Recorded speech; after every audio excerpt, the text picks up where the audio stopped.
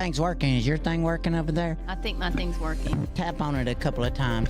It's been a minute since they... Oh, what? Where did everything go, Earlene? That's you. It's gone. What happened to everything? It's all white in here. What happened? Hey, we're back. It's from the Messenger Studio, because we've only got one studio now, not That's studios. Right. That's right. We've moved. Did you know that?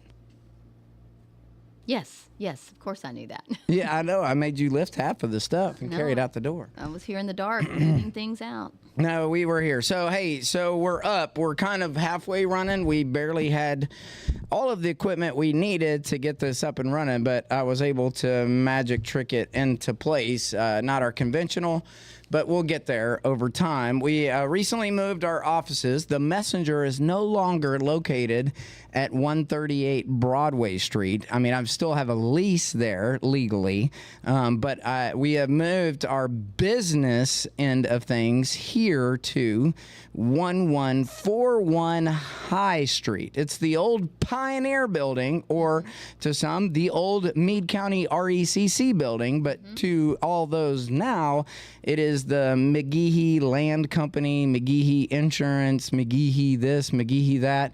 But we are super excited. This, McGehee that. So you should stop by if you need to see us. You can come to 1141 High Street. And we're working slowly to get the studios up and running. I know we've got the...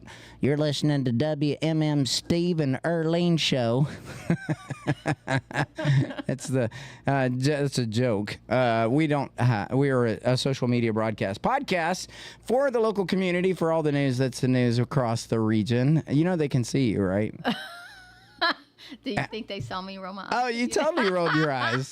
Absolutely. That was corny, I thought. Oh, okay. You're listening to WMM Steve and the Earlene show. I love it. Boy, oh boy. Okay. That's tacky, I know. You're good. But a lot of things going on. Still trying to glue the newspaper together.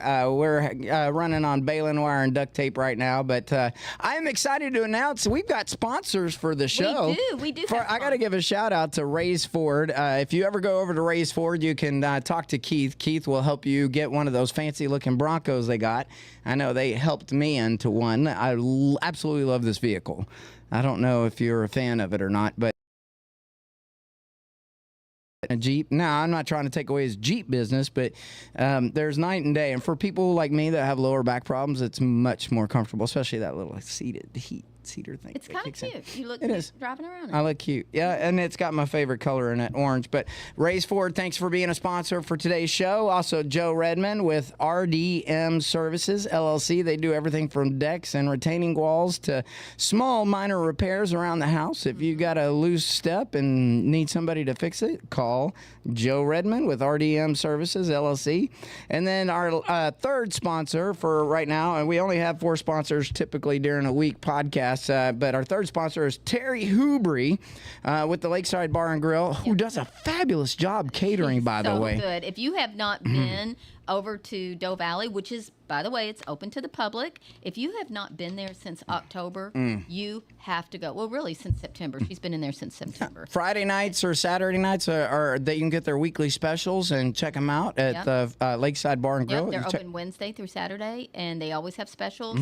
Prices are really, really good. I think it's $11.99 for a full meal. You want the salad bar, it's another $5.99. It's a good deal. And it's actually more affordable than going to McDonald's with the family. It really is. And it really is. And just the atmosphere is phenomenal. The food is great. Yeah.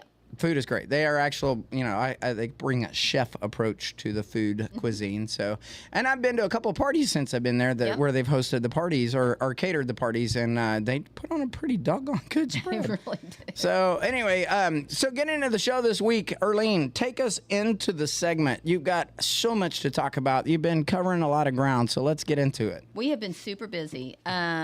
So it's been a crazy week for us because we moved. So that gave us 2 days off of production so that we could, carry in all the stuff and everything. So we were struggling a little bit. But today, when Nancy and I did the finishing touches on the newspaper, I said, Nancy, this is a good looking paper. It is really good. On the Considering the delays that were caused. Oh, it was crazy. Yeah. And really crazy. On the front page, when you very first open the paper this week, to the left, you're immediately going to see Santa Claus. And the name of the story is called The Santa House. And it's kind of a follow-up to the Brian Bailey story that we shared a couple of weeks ago, where the guy collects toys and gives them away. My understanding is you now have Santa Claus's phone number on speed dial. I do. I got to interview with Santa Claus. I have his phone number, and he stayed in character throughout the entire interview, and that was Well, I was wondering if he's going to be on the show or not. Are you going to be? Is he able to step away from the biz? Well, I asked him if he could come, and he said that since it's on a Tuesday, he probably could. But if we were Really? interfering with his weekends, then no, because he is booked through the new year. I bet he's probably reconning his routes right now. Oh yeah. And so anyway, you want to pick that up. You want to read about the Santa house, because when you read about it, you will be touched as I was when I wrote it. So pick it up, read it, and then it will also. So you personally spoke to Santa Claus? Yes, for over an hour. I did. I personally, I interviewed him. He told me everything I needed to know, and Well, I'm going to wonder if he got Landon sent out a letter to Santa Claus yesterday in the mailbox. did he? Yeah, so or Monday. I forget what day it was, but he sent a letter out to Santa Claus. He was very adamant about trying to reach out to him. He would probably beat me up if he knew that we knew Santa Claus. Oh yeah, no, we definitely know Santa Claus, and yes, I definitely have his phone number. So Santa has a big operation. You think? He's just the head of the business. He has a complete staff that handles that. He has people that do nothing but get the mail. Yeah, and then they put it in the naughty and nice list. They don't lose things in the mail, though, do they? I don't think so. I think not Santa Claus letters. Does he still give out coal if you're naughty? He does. Or does he convert it to some type of e-energy devices because of the... No. Okay. No, he's old school all the way. All right. If you've been naughty, you're going to get coal and maybe a bundle. That of doesn't sticks. seem very energy friendly. I would think you would get a solar panel or something. Yeah, he's not concerned about that. Okay. He's concerned with making a point. Okay. I got you. You have to behave to get good things in your stocking. I got if you're you. naughty, you're going to get naughty things in your So why coal? Why not like a dead fish where it just like stinks up your room, makes a mess? Is it because he didn't want to ruin the other toys, or he started this hundreds of years ago. Oh yeah. And back then, coal was back in the day. Yeah. Yeah.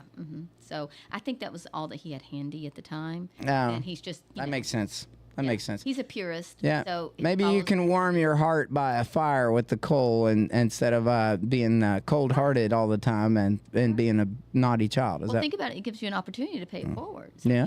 if you get coal in your stocking, and you're thinking, well, I want to be nicer, then you pass it on, and they can use it for their fire. There you go. Okay. Have you ever had a coal fire? Yes, I actually have. The coal wood burning stoves were pretty predominant in my family growing Yeah, up. I know. We when I lived in England, had a coal fire almost all the time. It's a different type of fire. Oh, it is. The dust that's created from it too. You can tell when you dust. Yeah. So, but anyway, interesting holiday traditions. So we had Santa Claus. What else are we going to expect to see unfold in the newspaper? Okay. Well, for one thing. Sunday night at about 8:00, I get this screaming phone call of joy-filled crazy women because the Stuart Pepper Middle School had won regionals. Yes, they did. And now I know they're cheerleaders. Yeah.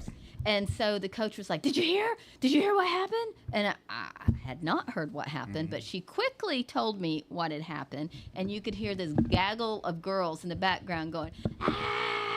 And so they were on their way back. I think they had done this in Owensboro. I think that's where they were in Owensboro, where the regionals were held.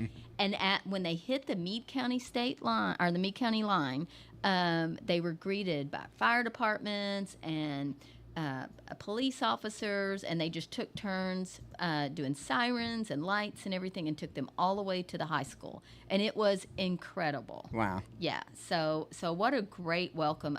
When I talked to Shannon Higginbotham about it, the Higginbotham family have only lived here probably less than 2 years, and she said a small town definitely has a different vibe. She's been a coach, for decades. And but she said, but this is just you wouldn't have got that in a big town, no. Oh no. And she's like, the way everybody turned out and people were waiting that had nothing to do with cheerleading. We're waiting at the high school in the parking lot, and when they pulled up, there was like beep beep beep, and all these people were excited, and she said this rocks. And yet another reason why I'm so happy to be here. Yeah, I exactly. mean, it's this part, and we can see it up front. So thank you so much for reaching out to us to make sure that we got that in the newspaper. You know, it's our listeners and our readers out there that help us actually kind of make sure that we catch all of these things and keep it in the hands of everybody, because not everybody gets that information. Right. Exactly. So we're super privileged to have the outlet to be able to share it and get it out to more people once we know. Well, So. and Stephen Spahn, he's one of our writers, but he made a good point, and he's going to reach out to several of the people at Stuart Pepper and the high school. He said, as much as we wish we had the staff to be, and we have a great staff. We have 16 writers that are just, and they span from age 15, clear up. And they are like little bees everywhere, all over the county. Can't be everywhere. All over Radcliffe, Fort Knox, all of that. But he's reaching out to them to let them know. Let us know. We will do everything we can. The swim team, they had their first meet of the season this year. Yep. And it was up in Louisville. It was called the Swamp Meet or something like that, something to do with water. And but one of the coaches sent me one picture and the stats. And so because he did that, I was able to get it in the paper. Get it in the paper. And that's all we need. It's just stuff like that. We got the very first parent that sent football pictures of action football pictures that just came in. And so it'll be in the Thanksgiving Day issue. Yeah, good. And so, we just need that. We want to put your children's stuff in the paper. We want to put whatever we can that has to do with community, that has to do with the schools, has to do with anything that's fuzzy and warm feeling, and the things that make Brandenburg and the Radcliffe and Fort Knox area special. We just want our readership to all pull together so that we can be together, so that we can celebrate just regular life. Sometimes ordinary life is extraordinary. It's just the way that we go about enjoying it. Yeah, no, I get it. And it's so much better to cover all the good stuff than it is to dwell on petty things. Yeah, so exactly. It's good. We had a lot of meetings too recently that we've published. I know there's a lot of information coming out from the planning and zoning and a lot of approvals and stuff like that. We did get deeds and information caught up on public record. We were dealing with some communication issues. Not with the county. The information is readily available at the county. Just trying to make sure that we got the right information so that we can be predictable on that. I think we've got a handle on that, so that you'll start to see some of that coming out in the paper this week. We're definitely caught up on all of that type of public record. Marriage license, deeds. But there was a long spell where a lot of it was not getting captured. So with some training and some refocus, we've been able to do a better job at making sure we got the right information in there. So you should see a lot of that coming up very shortly. I think we should explain to them that we're in a studio that just literally got put together 15 minutes ago, and that explains the white background. Yeah, how, we'll get all of our previous stuff up this week. So next Tuesday at 2, we should be hopefully better presented. Yeah, before the Thanksgiving and everything else. And you know what I did today, Earlene? Oh yes, let's talk about that, because this is phenomenal. Well, first of all, can I set it up? You can set it up. And then you can talk. Okay. Go ahead. So I think traditionally the former Meade County Messenger, they were always very generous about providing some turkeys to the community. And the community, of course, was always really great about bringing in canned foods and pantry items. Side items, yeah. So that people could have their Thanksgiving meal. And then just before, the week before Thanksgiving, the Meade County Messenger would go out and they'd get like 20, maybe 25 turkeys, and they would bring them back and they would combine those together and then hand those out over to Community Action so that they could find families that needed it. And it was just tremendous. So this year, we got our socks knocked off by all the side items that were brought in. I mean, tons, cases and cases of stuff came in. And of course, now we're the messenger. So it was really different. And this whole first year of the transition, every time we go through any season or holiday or whatever, we're walking a fine line between what was and what is and what we want to do. And so anyway, you guys just blew us away with everything that you brought in. And then we took it over to Journey because they've got quite a large food pantry over there. Distribution. Miss And community Mary- action goes through there as well. Exactly. And Miss Mary, I talked to her several times, sweetest lady in the world. And she said, I have enough side items to be able to give over 130 side items, but I don't have enough turkeys. And Meat. she's, and then she said, well, Kroger will donate some meat for us. So some people won't get turkeys. They will just get like a piece of meat, like a roast or maybe some chicken or something like that. So that's where I'm going to stop and let you take over the story from there. So, obviously, as the messenger, we carried some water to help fulfill that, because there are a lot of families. There's more than what between Journey and the other ministries in Meade County and surrounding, even in Radcliffe. I found out about a program today where it's Shop with a Cop. Yeah. That's coming up in Radcliffe at the Walmart too for Christmas and stuff like that. And the kids go and get toiletries and clothes and all that other stuff. But food is very expensive right now. And and they're escorted by a police officer. Yeah, you get to go shop with a cop. Yeah. But with food shortages, or not shortages, I shouldn't say that. There's no food shortage. With food expenses and the rising costs, it's very difficult for a family to go and put the meal together. Now, I will say Kroger has a great deal. It's 49 cents a pound for your first turkey and then 99 cents a pound for your second turkey. If you don't take advantage of that before the sale ends, I'm sorry, I don't know what to tell you.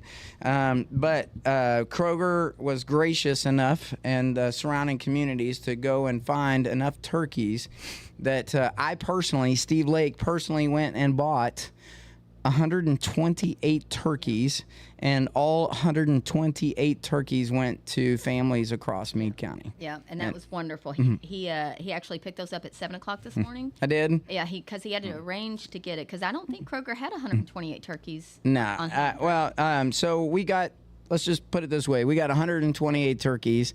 They were, 10 to 14 pound turkeys and 14 to 16 pound turkeys. It was over 1,600 pounds of turkey. Wow. So you can kind of figure in your math problem if you want to on how much was spent, but that's not the point. The point is that there's 128 families that will have a Thanksgiving meal thanks to the efforts of those who donated to the messenger, so we could put the side items together, and then this contribution of the turkeys, so that these families could enjoy a holiday meal without the expense that goes with it. And I just want to thank the community for pulling together.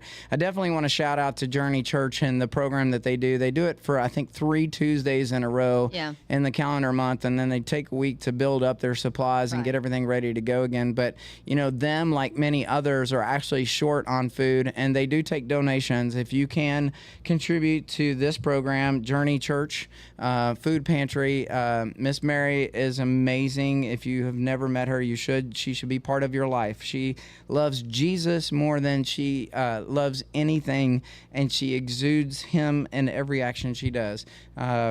Just an amazing person and an amazing program. She's been doing this for many years for the community. In fact, this year they actually got a donation of potatoes. Yeah. So not just dry potatoes. And to all those people that gave the dry potatoes, they're going to use those for additional meals in the future. But they actually got real potatoes, so they'll be able to make a real potato meal with the turkey dinners that came from that today. So yesterday was the first time that I went there yesterday to take our pantry stuff that we had.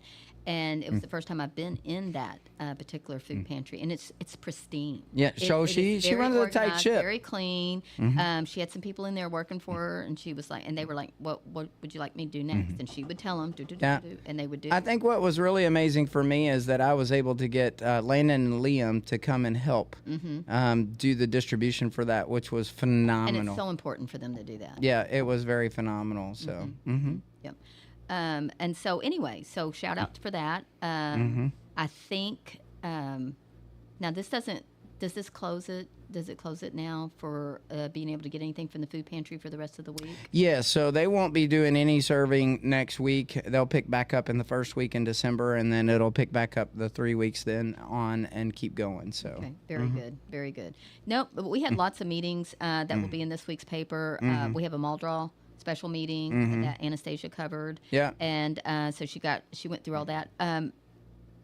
Joe Hager covered the meeting with the Meade County Fiscal Court. Yeah. And it was packed full of information. I mean, I think everybody. He did a great job covering. Listen, these fiscal court meetings, there's so much that happens in there. Oh, yeah. The agenda comes out. We try to publish out the agenda and make sure it gets out to the public. But they don't. I mean, they got such a short window of when they finalize the agenda and when the actual meeting occurs. But when it does, our coverage of it, just to broadcast what happened. Sometimes what happened is too late. You should really kind of be in tune. I wish they do a live broadcast that you can watch the meetings, and if you don't do that from home, I highly encourage you to at least watch the meetings. I think it's WVIHS or something like that you can watch. They pay a contract to film and video those. But there's a lot of information, like if you want to know what's going on with the trash department. Judge Koch makes each director participate in that meeting and hey, what have you been doing for the county, and holds them to account publicly. They didn't used to have to do that, and now they do. So it's kind of a good meeting to get a snapshot of what's happening in each of the departments of the county for growth and advancement. But Joe's been doing a great job covering those stories. Well, and he went down through each department. I mean, in the submission that will be out this week. Great. He went down through each department and said, "This is what they said. This is what they said." I mean, I don't want to spill it here. I want you to pick it up and read it, but it's definitely going to be worth your time to see that. And it's information that is pertainable to almost everybody. Hey, before we transition to the next subject, I just want to mention again, Raise Ford, talk to Keith. They're one of our sponsors for today's show. Joe Redmond with RDM Services LLC. They do small home repairs, build decks, do retaining walls, and things of that nature.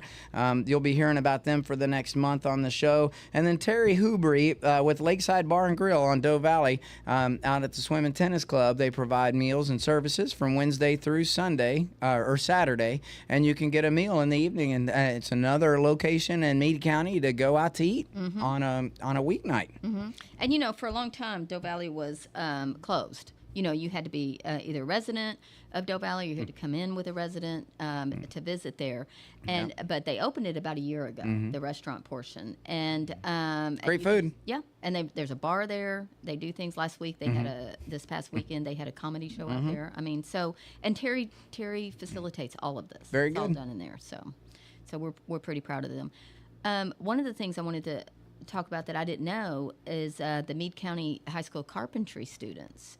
All this month they've been working on where they create these ribbons, and it's to bring recognition to lung cancer.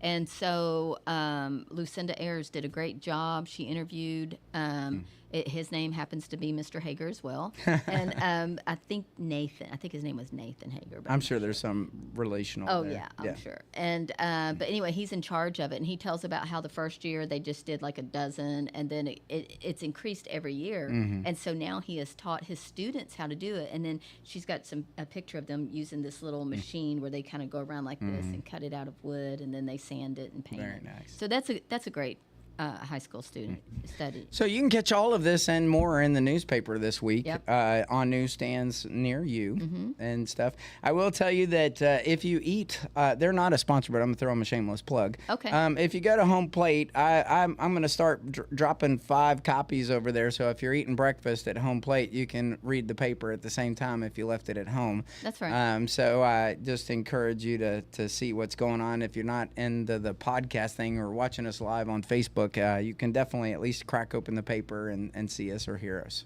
Hear our voices there on print. Well, and I think their breakfast starts pretty early over there anyway. Yeah, well, they got great food. So. Yeah, they do. Kathy does a good I go for the fish sandwich every week. So. Do you? I try to. They've got pretty good chicken and dumplings. I mean, I make an excellent chicken and dumplings. I know you do. I've had your chicken and dumplings. But I think Kathy does a pretty good job, too.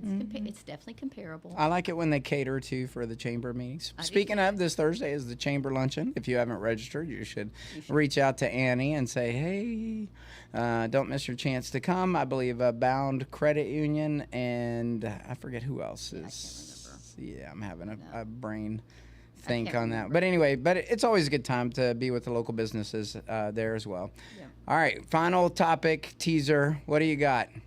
My final topic teaser would be read about the school board. Stephen Spawn put a bunch of fun stuff in there about that. I'd like for you to read about that. The Board of Adjustment had a very interesting meeting this past week. And I didn't go into a whole lot of detail of some of it, but I did specifically put down the decision that they made. But it was an interesting meeting. There's going to be several things in there about Thanksgiving. There's a wonderful story about Hazel Singleton. Several of you, I'm sure, in our listening audience would say that they had Hazel for a teacher. She was my first grade teacher back in 1970, and so there's a wonderful story that highlights her life. I had no idea that she got married at age 14. No idea. I've known of her for decades, and I found that out just from this story.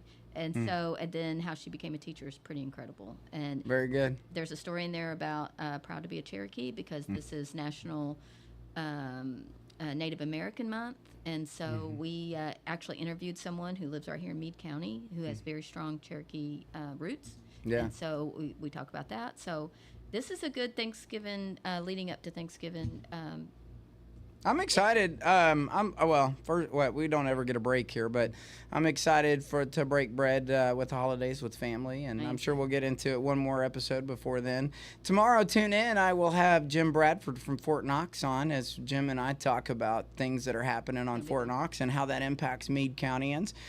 200 civilian jobs are coming to Fort Knox. Those people are going to need a place to live and call home. I find that interesting, and I'll say this really quickly, but I was just noticing this morning there's a Facebook group that's kind of pertained right around Radcliffe, and they were talking about how the Radcliffe has changed so much in the past couple of decades, and several people said it's because Fort Knox has not provided as much population or brought as much traffic. But this is going to change that, isn't it? Well, the goal is, yes. I mean, obviously that big shopping plaza that was empty for decades, that was knocked down, there's the potential for growth there. And I'm sure Jim might reveal some of those tips and secrets of what we hope to see come from Fort Knox. Obviously, we have now the Junior OTC Championships of the World here. We have the ROTC training here. We have now the big training facility that's air-ground combat training facility. So you hear the bullets and the gunshots again now. So the sound of freedom is rang here at Fort Knox, which is awesome. But we have 5th Corps, which is a 3-star command that actually has a lot of folks that are stationed in Poland right now in support of operations overseas. And I'm sure you can guess if Poland's right next to the Ukraine. We obviously are not in Ukraine. That would create a different global situation. But we honestly have troops everywhere deployed globally. I've got friends in Rome right now that are managing the things over in the Middle East and stuff, and just it's just. America, you are tuned out to what our servicemen and women are doing. But locally, they're also growing a 3rd star, and that's the United States Army Recruiting Command. And they're going to put a Division East and a Division West. And with that new 3-star command comes a lot of GS jobs. Right. And there's going to be a lot of 12s, 13s, 14s, and 15s. And those jobs pay a lot of money. I know, because I left the 13, doing plenty fine over there. Took on this. Plenty fine. Plenty fine. Yeah, I took a big pay cut, trust me, to do this. But we want that. And, I've been talking to a lot of new lenders. There's a lot of new lender businesses. There's a lot of new realtors, a lot of our local realtors and stuff. And, even with VA loans, a lot of the folks that work in civil service, Right. they're former military. And a lot of times when they do that, they're looking to build a house or a dream house.